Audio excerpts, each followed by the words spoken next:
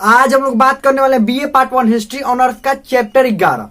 Chapter 11 का ये भाग 4 है। भाग 3 तक बहुत अच्छे से पढ़ लिए। अब देखिए इसमें पढ़ क्या रहे थे, भारत पर विदेशी आक्रमण और आधिपत्य काल, यानी भारत पर विदेशी आक्रमण कैसे हुए और इसका आधिपत्य मतलब उस पर आक्रमण कैसे हुआ और शासन कैसे हुआ भारत पर, प्राचीन भारत पर। तो इसमें कौन से हम ट्रिक बताए थे, कौन से ट्रिक बताए थे, ये हर बार बताते ISPK। इससे पहले हम लोग 3 को भाग पढ़ लिए हैं। उसमें किसके किसके बारे में पढ़े, इंडो ग्रीक, शक, पहलव और कुषाण के बारे में भी पढ़ लिए हैं। अगर इससे पिछले वाला भाग का वीडियो नहीं देखे हैं तो लिंक डिस्क्रिप्शन में होगा प्ले लिस्ट का, वहां से देख सकते हैं। और 1 से लेकर चैप्टर 11 तक पूरा प्ले लिस्ट उसमें बनाया हुआ है। Objective question, subjective question, chapter के पूरे विस्तार से हम पढ़ाए हैं। तो वहां से आप देख सकते हैं, इसी चैनल पर या इसी चैनल पर भी प्ले लिस्ट है, उस पर वहां पर भी जाकर देख सकते हैं।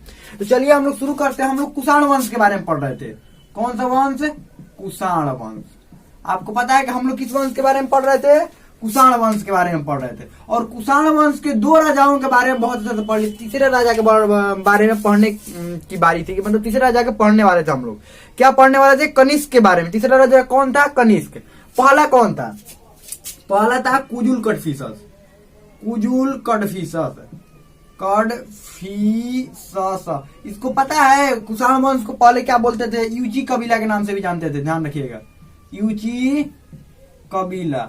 और जब ये यहाँ पर आया तो क्या हुआ जी, भारत में आया तो इसका नाम कुषाण पड़ गया। ये छोटे बच्चे होते हैं ना, यूची कबीला, वो तो कबीला के रूप में था, छोटा था तो इसीलिए नाम यूची था। जैसे ही भारत में आया, कुछ बड़ा हुआ तो उसका नाम कुषाण पड़ गया। छोटा बच्चा रहता है उसका कोई भी नाम रख दिया जाता है, मजाक में कोई भी या प्यार से कोई भी नाम रख दिया जाता है। जब बड़ा होता है तो क्या होता है, जब स्कूल में एडमिशन करवाना होता है नया नाम रख दिया जाता है। ठीक वैसे ही कुषाण वंश का भी नाम पहले यूची कबीला था। तो ये जो पहला राजा यानी संस्थापक कुजुल कड़फिसस, उसके बाद भीम कड़फिसस, भीम कड़फिसस, भीम कड़फिसस। और भीम कड़फिसस के बाद जो राजा बना वो कौन बना, कनिष्क। राजा कौन बना, कनिष्क। ये देखिए अब आया मेन हीरो इसमें का कौन है, ये कनिष्क है। सबसे प्रतापी राजा इस वंश का, तीसरा जो प्रतापी राजा था। और सबसे इस वंश में सबसे जो प्रतापी राजा कनिष्क ही था, और तीसरा प्रतापी राजा भी कनिष्क को ही माना जाता है। तीसरा, ये 3 गुना हुआ, पहला, दूसरा और तीसरा, ये कनिष्क था। कनिष्क को माना जाता है कि 78 ईसा पूर्व, सॉरी 78 ईस्वी में, 78 ईस्वी में अपना राज्यारोहण करवाया, ध्यान रखिएगा, राज्यारोहण। और इसके उपलक्ष्य में इसने क्या किया, शक संवत चालू किया, शक संवत। अब शक संवत क्या होता है, अब ध्यान समझिए। शक संवत जो था ये कनिष्क ने चालू किया था अपने राज्याभिषेक के समय। और शक संवत का यूज अभी भी भारत सरकार के द्वारा किया जाता है। जैसे आपने आप जानते होंगे, आप या सुनते भी होंगे, जैसे ये चैत, बैसाख, ज्येष्ठ, ये नाम सुनते हैं नहीं, महीना का। जैसे जनवरी फरवरी हो गए ना, जनवरी फरवरी मार्च अप्रैल मई, ये भी नाम सुनते होंगे, जो कि ये ग्रेगोरियन कैलेंडर है। जो जनवरी फरवरी वाला हम लोग गिनते हैं, जनवरी फरवरी मार्च अप्रैल मई जून जुलाई, ये ग्रेगोरियन कैलेंडर के अनुसार होता है। और यही चैत, बैसाख, ज्येष्ठ, ये सब महीना के भी नाम आप सुनते होंगे, जो कि अब बहुत ही कम प्रचलित में। जो पुराने लोग होंगे, पुराने मतलब जो अभी बूढ़े हो गए हैं या जो ठीक ठाक भी कुछ लोग होंगे, वो लोग यूज करते हैं, वो लोग जनवरी फरवरी नहीं जानते हैं। यानी कि अब धीरे धीरे इस कैलेंडर का कम हो रहा है, जो मतलब लोग जानने वाले हैं जो कम हो रहे हैं। शक संवत, उसी को शक संवत कहते हैं। शक संवत किसको कहते हैं, चैत वाला, चैत, बैसाख, ज्येष्ठ, ये वाला शक संवत है। और जनवरी फरवरी क्या है जी, ग्रेगोरियन कैलेंडर। तो हम लोग जो अभी के लोग जो जनरेशन है, वो अधिकतर कौन सी बातें जानते हैं, देखिए जो सच बात है वो है। अभी कौन से जानते हैं हम लोग, कौन से जानते हैं हम लोग का, ज्येष्ठ आषाढ़ वाला पूरा याद होगा, नहीं पूरा याद नहीं है, वो महीना का नाम पूरा नहीं याद है। हम लोग का कौन सा याद होगा, जनवरी फरवरी, जनवरी फरवरी मार्च अप्रैल मई जून जुलाई, ये याद है। लेकिन ये शक संवत जो है वो पुराने लोगों को अभी याद होगा। और भारत सरकार को शक संवत द्वारा ही भारत सरकार का अभी सब नियम कानून चलता है। भारत सरकार का जो चलता है वो शक संवत द्वारा ही चलता है। और ये शक संवत देखिए, ऐसे ग्रेगोरियन कैलेंडर के अनुसार मतलब जो साल होता है खत्म कब होता है, दिसंबर में। दिसंबर महीना में साल खत्म होता है और शुरू कब होता है, 1 जनवरी से। यही होता है ना ग्रेगोरियन कैलेंडर। 1 जनवरी को क्या मनाते हैं, हैप्पी न्यू ईयर। सभी लोग हैप्पी न्यू ईयर विश करते हैं, happy new year, happy new year. और इसका कब हैप्पी न्यू ईयर हो जाता है, शक संवत साल अंत कब होता है, फागुन में। फागुन में साल का अंत होता है। यानी कि जब होली रहता है ना, होली अब आने वाला है कुछ दिन में होली, तो साल का अंत होता है। और चैत में इस साल का शुरुआत होता है। किस महीना में? चैत्र। ये चैत महीना में होली के बाद यानी फागुन के बाद चैत आता है। तो ये फागुन जो है समझ लीजिए दिसंबर है। दिसंबर, इसका दिसंबर, ये दिसंबर हम नहीं बोल रहे कि तो दिसंबर में आता है। फागुन जो है इसका दिसंबर है और ये है जनवरी।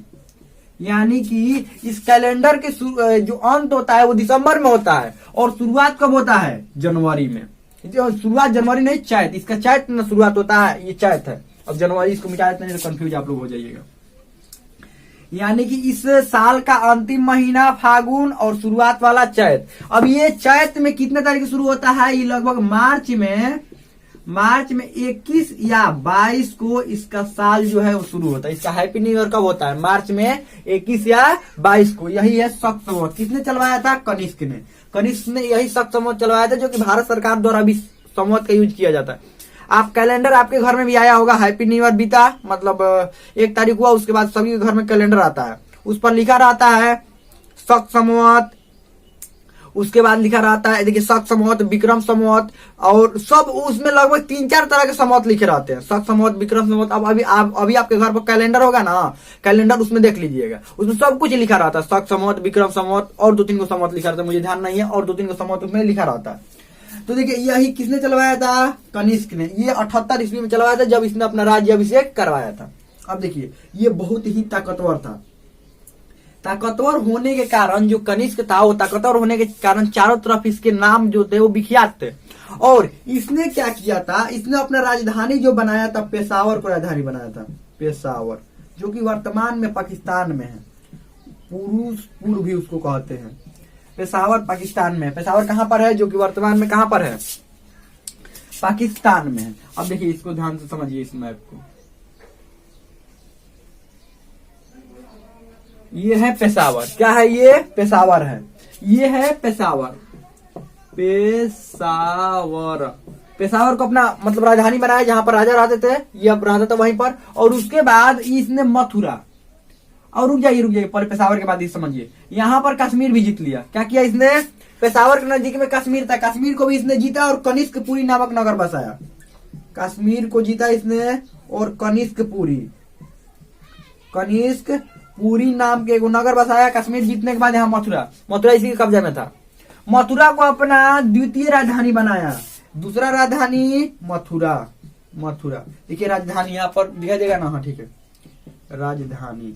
राजधानी में अगर बात करें, राजधानी तो पहला राजधानी ये, दूसरा राजधानी, पहला ये, दूसरा ये, और ये सांस्कृतिक राजधानी था। अब सांस्कृतिक का मतलब क्या होता है? कोई भी सांस्कृतिक कार्य इसको करवाना था, तो ये सांस्कृतिक राजधानी कहाँ बना दिया? मथुरा। जैसे भारत की राजधानी नई दिल्ली है, ठीक है, लेकिन वित्तीय राजधानी कहाँ है? मुंबई को माना जाता है। रुपया पैसा वाला राजधानी कहाँ माना जाता है? मुंबई को। ठीक है, वैसे ही देखिए, ऐसे भी भारत के जो राज्य है उसके 2 राजधानी है। मतलब जैसे गर्मी के दिन में अलग, ठंडा के दिन में अलग। जैसे जम्मू कश्मीर जब राज्य था, अभी तो केंद्र शासित प्रदेश हो गया है, जब राज्य था तो इसकी भी 2 राजधानियां थी, लेकिन अब तो केंद्र शासित प्रदेश बन गया है। वैसे ही इसकी भी 2 राजधानी ये रखा था, एक सांस्कृतिक राजधानी था और एक था ये एक्चुअल जो राजधानी होता था। अब देखिए, बौद्ध धर्म का प्रबल समर्थक था, यानी बौद्ध धर्म को मानता था। बौद्ध धर्म, ये बौद्ध धर्म का बहुत ही प्रबल समर्थक है। जैसे सम्राट अशोक बौद्ध धर्म का प्रबल समर्थक था, ठीक उसी प्रकार ये जो कनिष्क था, ये भी इसीलिए इसको द्वितीय अशोक कहा जाता। और एक कारण था, द्वितीय अशोक इसलिए भी कहा जाता था, न कि सिर्फ बौद्ध धर्म के प्रबल समर्थक होने के कारण नहीं, ये अशोक की तरह, सम्राट अशोक की तरह प्रतापी भी था। क्यों? सम्राट अशोक ने जिस तरह कश्मीर में जो किया था वो आपको पता ही है, इसने भी कश्मीर को जीता था और कुसुमपुर बोल रहे हैं, कनिष्कपुरी नामक नगर बसाया था। ठीक, और उसके बाद ये भी बहुत ही प्रतापी था, इसीलिए द्वितीय अशोक इसको कहा जाता है। ध्यान रखिएगा, द्वितीय अशोक। अब देखिए, बौद्ध धर्म का प्रबल समर्थक था और इसके जो दरबार में बहुत ही विद्वान लोग रहते थे। देखिए, विद्वान लोग रहते थे, यहाँ पर लिखे यहाँ पर मिटाए, लिख लिया ना, चलिए मिटाते हैं। इसके दरबार में बहुत विद्वान लोग रहते थे। कौन कौन रहते थे? देखिए, ध्यान समझिए। वासुमित्र, अश्वघोष,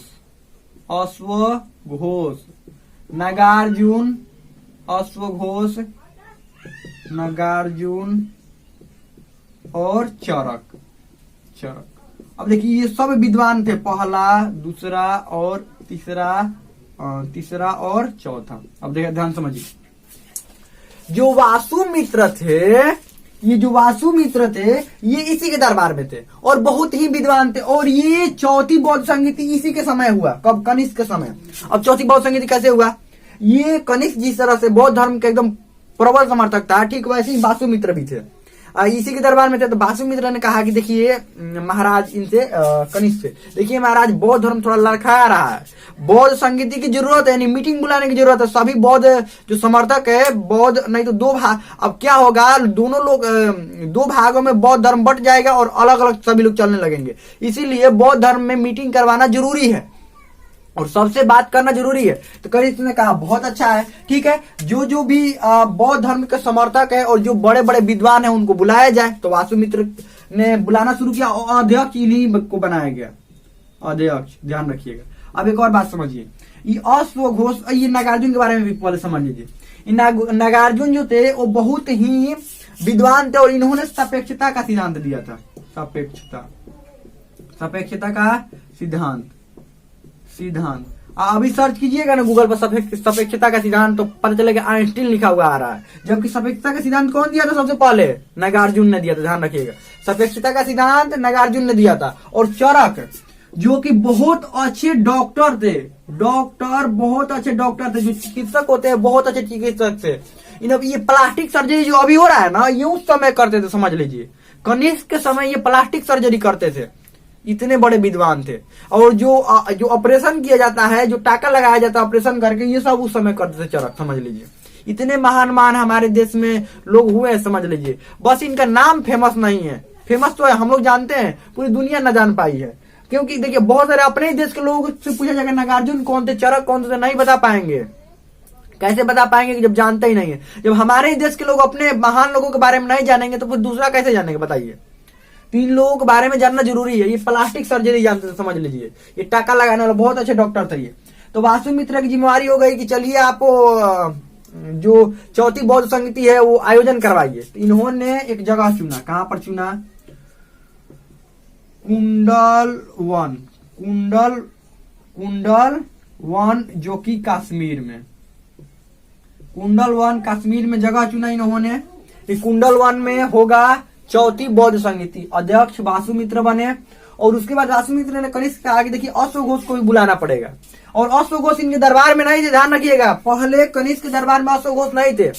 इन्होंने कहा कि देखिए अश्वघोष को भी बुलाना पड़ेगा, क्योंकि अश्वघोष भी एक जाने माने और बहुत अच्छे विद्वान हैं और बौद्ध धर्म के बारे में बहुत अच्छा जानते हैं। और अश्वघोष जो कि पाटलिपुत्र में थे, कहां पर थे? पाटलिपुत्र में थे। तो ये इन्होंने वासुमित्र ने निमंत्रण भिजवाया कि आप आइए। तो अश्वघोष ने क्या किया? अश्वघोष नहीं आ पाए और अपने शिष्यों को भेज दिया। अपने शिष्यों को, यज्ञसेन उसका नाम था, शिष्य को भेजा। अब जब पता चला वासुमित्र को, तो वासुमित्र गुस्सा हो गया, बताइए हम आपको बुलाए हैं और यहाँ बौद्ध संगीति हो रहा है और बहुत दिनों बाद हो रहा था। ये प्रथम शताब्दी के आसपास में हो रहा था। ये लगभग 100 ईसा पूर्व के आसपास, 100 ईस्वी के आसपास में हो रहा था, क्योंकि 78 ईस्वी में इसने राज्याभिषेक करवाया। उसके कुछ सालों के बाद लगभग 90 से 100 ईस्वी के बीच में हो रहा था। अब देखिए एग्जैक्ट डेट नहीं बताया जाता है इसका, क्यों नहीं बताया जाता? क्योंकि पता नहीं चला एग्जैक्ट डेट। बताया ये जाता है कि प्रथम शताब्दी में हुआ था। प्रथम शताब्दी का मतलब 1 से लेकर 100 वर्षों के बीच में, यानी 1 ईस्वी से लेके 100 ईस्वी के बीच में हुआ था। अब कभी भी तो ये तो आपको पता है कि 78 ईस्वी में तो यही राजा बना। जब 78 ईस्वी में ये राजा बना होगा तो उसके बाद ही न करवाया होगा। तो 78 ईस्वी के बाद यानी कि लगभग 90 से 100 के बीच में करवाया था, कुछ सालों बाद करवाया था। 90 से 100 ईस्वी के आसपास में इसने करवाया था जो बौद्ध संगीत। ये अब इसने वासुमित्र ने कहा किससे? ये कनिष्क।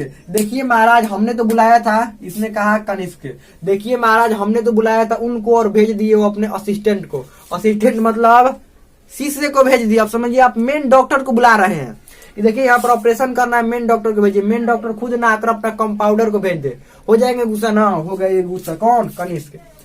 कनिष्क ने कहा ये मजाक चल रहा है, बताइए इतने बड़े हम पर्व त्योहार का यहाँ पर ये मीटिंग का आयोजन करवा रहे हैं और ये आए नहीं। इसने कहा कि कनिष्क ने कहा कि पहले रुको, मगधे का फाइल निपटाया जाए। ये पाटलिपुत्र का, या आक्रमण कर दिया पाटलिपुत्र को। कौन? कनिष्क। और पाटलिपुत्र पर आक्रमण करके और जीत भी लिया, क्योंकि बहुत ज्यादा ताकतवर था। अशोक घोष को उठवा लिया यहाँ से, और अशोक घोष को उठवाने के बाद वो उनका जो बौद्ध धर्म के संस्थापक थे गौतम बुद्ध, उनका भिक्षा पात्र उसको मिल गया। किसको? कनिष्क को। समझिए, अगर जो जिसको भगवान को मानता है, अगर उसके द्वारा उपयोग किया हुआ कोई भी वस्तु मिल जाए तो कितना भाग्यशाली होता है, वो अपने आप को कितना भाग्यशाली मानेगा। जो भगवान को मानता है, मान लीजिए वो तो मानते थे किसको? कनिष्क किसको मानता था? महात्मा बुद्ध को। और महात्मा बुद्ध को द्वारा उपयोग किया गया भिक्षा जो पात्र था, यानी कि जिसमें भिक्षा मांगते थे और खाना खाते थे, वो पात्र उसको मिल गया तो खुद को कितना भाग्यशाली समझेगा। तो भिक्षा पात्र भी उठा लिया। और अशोक घोष को तो मेन उद्देश्य किसका था? अशोक घोष को उठाने का ना। अशोक घोष को उठाकर लेकर चलाया कहां पर? पेशावर में। और उसके बाद कहा कि रुको, इनको लेकर चलो जहां पर ये कश्मीर में जहां पर बौद्ध संगीति हो रहा है, कुंडल वन, वहां पर लेकर गया। तब वासुमित्र इसका अध्यक्ष बने और उपाध्यक्ष किसको बनाया गया? उपाध्यक्ष बनाया गया अशोक घोष को। चौथी बौद्ध संगीति का आयोजन कुंडल वन में हुआ। राजा कौन था उस समय? कनिष्क। अध्यक्ष वासुमित्र, उपाध्यक्ष अशोक घोष। और जिस बात का डर था इनको कि दो भागों में बट जाएगा, वही हुआ। वहां पर सभी लोग जुटे और दो भागों में वहां पर बट गया बौद्ध धर्म। लो, एक हो गया महायान, एक हो गया हीनयान। जो महायान के समर्थक थे उन्होंने कहा कि बौद्ध धर्म में बदलाव होना चाहिए। जो हीनयान के समर्थक थे उन्होंने कहा कि बौद्ध धर्म में बदलाव नहीं होना चाहिए।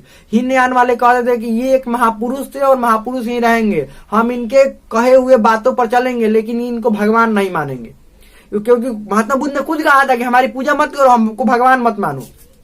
लेकिन महायान वाले क्या कहते थे कि नहीं, ये भगवान है और इनकी पूजा होनी चाहिए। बस दोनों में वहीं से दरार पड़ गया और दो शाखाओं में बौद्ध धर्म बट गया, हीनयान और महायान। हीनयान ने कोई बदलाव नहीं किया, पुराना धर्म को ही मानते हैं, और महायान वाले बदलाव करके उनको भगवान मानते हैं। किनको? महात्मा बुद्ध को। तो इसी समय दो भागों में बट गया। अब एक और बात समझिए, एक और बात समझने वाली है। ये सब तो कहानी खत्म हो गई, आपको पता है कि चारों इनके दरबार में तो लिख लीजिए। इसीलिए देखिए, कनिष्क इसीलिए ना इतना महान राजा बना। कोई भी अगर महान राजा बनता है तो उसके पीछे बहुत लोगों का हाथ होता है। कोई भी महान ऊंचाई पर चढ़ रहा होता है तो उसके पीछे बहुत सारे लोगों का हाथ होता है। और कोई भी ऊंचाई पर खड़ा है तो बहुत सारे नीचे से मिट्टी या ईंटा लगा होगा तभी ऊंचाई पर खड़ा है। कोई भी ऊंचाई पर, और बोर्ड को हम ऊंचाई पर टांगे हुए हैं तो सिर्फ बोर्ड का ही काबिलियत है कि इतना ऊंचाई पर रहे। हाँ, ये तो काबिलियत है कि बोर्ड का ऊंचाई पर रहे, लेकिन टांगने में तो मदद भी किया है ना। कौन कौन? कांटी मदद किया है, जो कांटी होता है वो कांटी मदद किया है। ये साइड में यहाँ पर लगाया हुआ टांगने वाला, वो भी मदद किया है। मतलब कि बोर्ड की औकात है टांगने का, लेकिन टांगने के लिए जरूरत भी चाहिए ना, और चीज की इसकी मदद चाहिए। जो दीवार है बगल में, क्या है? दीवार है, तभी टांगा गया है। वैसे ही कोई भी महान राजा होता है वो तो काबिल होता ही है, साथ में उसके मदद करने वाले लोग भी क्या होते हैं? काबिल होते हैं, तभी वो इतने ऊंचाई पर पहुंच पाता है। अब अकबर का इतना साम्राज्य विस्तार कैसे हो पाया, इतना ताकतवर वो कैसे हो पाया? क्योंकि उसके 9 रत्न थे, उसके पास 9 रत्न थे। 9 गो बहुत ही विद्वान लोग थे। बीरबल हो गए, टोडरमल हो गए, मानसिंह हो गए, ये सभी जो थे बहुत ही, तानसेन, ये सभी जो थे बहुत विद्वान थे। ठीक वैसे ही कनिष्क के समय भी बहुत विद्वान लोग इसके दरबार में थे। और उसके बाद अब चंद्रगुप्त मौर्य इतने महान राजा कैसे बन पाए? क्योंकि उनके भी दरबार में कौन था? चाणक्य थे। उनके दरबार में चाणक्य थे। और उसके बाद पुष्यमित्र शुंग की भी बात पिछले भाग में किए थे हम लोग। पुष्यमित्र शुंग इतने ताकतवर कैसे हो पाए? क्योंकि उनके दरबार में कौन थे? देखिए, वो राजा का काबिलियत होती है, हम मानते हैं राजा बहुत काबिल होता है, लेकिन उसको समर्थन करने वाले भी, उसको समझाने वाला, बताने वाला भी होना चाहिए ना। पुष्यमित्र पतंजलि थे उसके दरबार में, बस यही बात होता है। तो चलिए, इनके बारे में, चारों के बारे में लिख लिए। अब इसको मिटा देते हैं। अब और इसके बारे में, कनिष्क के बारे में अभी और कुछ जानना है और कुछ पढ़ना है अभी।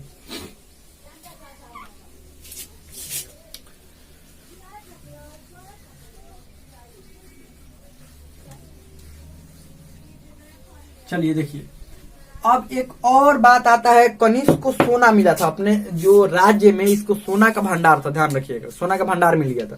तो इसने क्या किया, ये सोना का जो भंडार मिल गया था, ये यहां से अब व्यापार शुरू कर दिया मिस्र और रोम 2 जगहों से, मिस्र और रोम से ये व्यापार शुरू कर दिया। व्यापार और सोना का व्यापार यहाँ से होने लगा। लेकिन यहाँ पर चाइना है, आपको पता है यहाँ पर क्या है, चाइना यानी चीन। ये तो हिमालय का पर्वत है, ये हिमालय पर्वत है, यहाँ से चीन है। तो चीन ने क्या किया, चीन में रेशम उत्पादन उस समय बहुत तेजी से होने लगा और जिसके कारण यहाँ से रेशम रोम जाने लगा। यहाँ से रेशम कहाँ से जाने लगा, यही वाला रास्ता है, यहाँ से रेशम रोम में जाने लगा और रेशम का एक और यहाँ से होते हुए भी रोम क्या हुआ, रेशम जाने लगा। अब जब रेशम जाने लगा तो यहाँ के लोगों ने सोना खरीदना कम कर दिया। अब आप कहेंगे सोना और रेशम में क्या कंपैरिजन हो सकता है। देखिए, सोना का एक चीज को ढकने के लिए दूसरा चीज लाना जरूरी होता है। देखिए, एक चीज को ढकने के लिए दूसरा चीज लाना जरूरी है। देखिए, जैसे होता है ना, किसी को भूलने के लिए अगर उससे अच्छा चीज मिल जाए तो पुराना वाला हम भूल जाएंगे, पुराना वाला क्या हो जाएगा, भूल जाएगा। और उससे खराब मिल जाए तो बार बार पुराना वाला याद आता रहता है। अगर कुछ किसी भी चीज को भूलना है, अगर हमें इस मार्कर को भूलना है, अगर इस मार्कर की जगह पर हमको कोई पतला वाला मार्कर दे दे, जो मिलता है ना पतला वाला मार्कर जो हाथ से नहीं मिट पाता है, अगर वो वाला हमको मार्कर दे दे, बार बार इस मार्कर का हमें याद आएगी ना। लेकिन इससे भी कोई बेहतर मार्कर हमको दे दे, जैसे डिजिटल बोर्ड हमारे पास आ जाए, ये सब भूल जाएंगे। क्यों भूल जाएंगे, क्योंकि इससे भी हमको क्या मिल गया, बेहतर। सिर्फ हम ही नहीं, दुनिया के सभी जो लोग होते हैं ना, वो सब भूल जाएंगे अगर उससे बेहतर आपको ऑप्शन मिल गया तो। कोई भी जो पुराना चीज को भूलना बहुत आसान होता है, कैसे, उससे कोई बेहतर मिल जाए तो। अगर बेहतर ना मिल पाता बार बार पुराना वाला ही याद आएगा। क्यों, क्योंकि बेहतर ना मिला है। अगर उससे कोई बेहतर ऑप्शन मिल जाए ना, पुराना वाला अपने आप भूल जाएंगे। ठीक वैसे ही इसको क्या हुआ, सोना से बेहतर ऑप्शन इन लोगों को मिल गया रेशम। रेशम का जो कपड़ा था, रेशम का बहुत तेजी से रोम में विस्तार होने लगा और बहुत ज्यादा लोग रेशम का यूज करने लगे, जिसके कारण सोना का लोग खरीदना कम कर दिए, क्योंकि पैसा एक लिमिट मात्रा में रहता है और सोना एक बार जो खरीद लेता था दोबारा उतना खरीदने की कोशिश नहीं करता था। लेकिन रेशम वाला कपड़ा बार बार अलग अलग तरह के कपड़ा खरीदता था। अब होने लगा कनिष्क के बिजनेस में घाटा नहीं होगा। अब इधर से रेशम खूब जा रहा है। देख, इसके सैनिक बार बार आकर बता रहे हैं, देखिए महाराज, बार बार रेशम वाला यहाँ से रेशम का जो बैलगाड़ी ले जा रहा है और हम लोग का बड़ा कम हो रहा है। इधर से भी रेशम आ, कनिष्क इतना सीधा नहीं था, आपको पता ही है, कनिष्क इतना सीधा नहीं था और ये इसको व्यापार वाला नजरिए देख रहा था। और व्यापारी एक समझ लीजिए, अगर जो व्यापारी बन जाए ना, अपने फायदा के लिए कुछ भी कर सकता है वो। अब कुछ भी क्या, इसी के बगल से लेकर जा रहे हैं बैलगाड़ी लाद कर और इसी के व्यापार में नुकसान पहुंचाएंगे। तो कनिष्क ने क्या कहा कि रुको, इन लोगों को पकड़ना पड़ेगा, इसके रास्ता रोको। तो रास्ता रोकने के लिए ये लोग इधर तो आ नहीं सकते। देखिए, ये सब कनिष्क के उस समय कनिष्क के क्षेत्र में आता था, लेकिन कनिष्क इधर नहीं आ सकता था, क्योंकि इधर आने के लिए आपको नौसेना मजबूत करनी पड़ेगी, आपको समुद्र में उतरना पड़ेगा, तब नाव घेरना पड़ेगा। अब नाव कैसे घेरेंगे, अब दिन भर थोड़े वो आते जाते रहेंगे। वो आते थे 10 दिन पर, 15 दिन पर, एक दिन आते थे, कैसे जाने में ही 10 दिन उनका लग जाता था। तो अब 10 दिन तक वो समुद्र में ऐसे रहेंगे, कब आ रहे हैं थोड़ा देखे, नहीं न रह सकते, खाना पीना कौन उतना व्यवस्था करेगा। तो कनिष्क ने कहा कि घेरो, इधर वालों को पहले घेर लो। तो इधर तो जमीन था, तो जमीन पर 10 दिन 15 दिन मड़ाई लगाकर जैसे करके रहना होगा, घर बनाकर यहीं पर करके रहो। 10 दिन में कब आ रहे हैं, घींचो पहले इन लोगों को। जैसे इधर से लेकर निकले ना, बैलगाड़ी पकड़ लिए यहीं पर, और जम के धुनाई जो होता है, जम के पिटाई करना, एकदम पीटने लगे जमकर। और जम करके अब उन लोगों को पता भी नहीं चल रहा कि काहे के लिए हमको मार रहे हैं। पकड़ कर लाया गया दरबार में। कनिष्क ने कहा, अब बताओ रेशम कैसे बनता है, इतना व्यापार कैसे हो रहा है। तो बताया कि ऐसे ऐसे रेशम बनता है। कनिष्क ने कहा बड़ा मेहनत है रेशम बनाने में, एक काम करो, रेशम हम ज्यादा नहीं बनाएंगे, हम रेशम बेचेंगे नहीं, छोड़ो, तुम लोग इधर जाना तो हमको टैक्स देकर जाना। नहीं तो इस बार जैसे पीटा है ना, इससे दुगना पिटाई अगले बार होगा, फिर अगले बार उससे भी दुगना, अगले बार उससे भी दुगना। यानी कि इस समय दो झापड़ मारा गया तो अगले बार 4 हो जाएगा, अगले बार 8 का दुगना 16, ऐसे करके इस गणितीय रूप में पीटेंगे, तुमको ध्यान रखना। तब ये चाइना वाले तो डर गए और इसको किसको टैक्स देने लगे, ये देने लगे कनिष्क को टैक्स। इसीलिए कहा जाता है कि इसको रेशम मार्ग कहा जाता है। ध्यान रखिएगा, ये कौन है, रेशम मार्ग। रेशम मार्ग यानी कि सिल्क रूट, इसको इंग्लिश में क्या बोलते हैं, सिल्क रूट। सिल्क रूट पर कब्जा किसका हो गया, अब कनिष्क का कब्जा किसका हो गया, कनिष्क का। कनिष्क सोचने लगे, देखिए इतना मेहनत करके काहे हम रेशम बनाएंगे, हम टैक्स ना ले लेंगे, उससे ज्यादा टैक्स ले लेंगे, टैक्स से काम चल जाएगा, काहे मेहनत करे इसके लिए। तो कनिष्क यहाँ से टैक्स लेता था और ये लोग भी डर गए, ये लोग भी टैक्स देने लगे, इधर वाला भी। इन लोगों को भी जब पता चला ना कि घींच कर पीटा है, तो इन लोग भी क्या करने लगे, टैक्स देने लगे। तो यही माना जाता नहीं है, ये माना जाता क्या है, ये कंफर्म है कि जो कनिष्क जो था पूरी तरह से उसको रेशम मार्ग पर उसका कब्जा हो गया, यहां से लेकर यहां तक जो भी जाता था किसको, ये कनिष्क को टैक्स देकर जाता, समझ लीजिए इतना ताकतवर था, इसीलिए इसको द्वितीय अशोक कहा गया है, ध्यान रखिएगा। इसीलिए इसको क्या कहा गया है, द्वितीय अशोक। हमें लगता है कि इसके बारे में आप लोगों को कनिष्क के बारे में बहुत अच्छा समझ में आ गया होगा। और देखिए कनिष्क जो था वो सोना का सिक्का बहुत ज्यादा चलवाया था, ध्यान रखिएगा, जो सोना का सिक्का था कनिष्क बहुत ही ज्यादा मात्रा में चलवाया था। तो हमें लगता है कि बहुत अच्छा समझ में आ गया होगा। इसमें आपको कोई भी डाउट हो, कोई भी क्वेश्चन हो, आप कमेंट में पूछ सकते हैं, हमें लगता है समझ में आ गया होगा।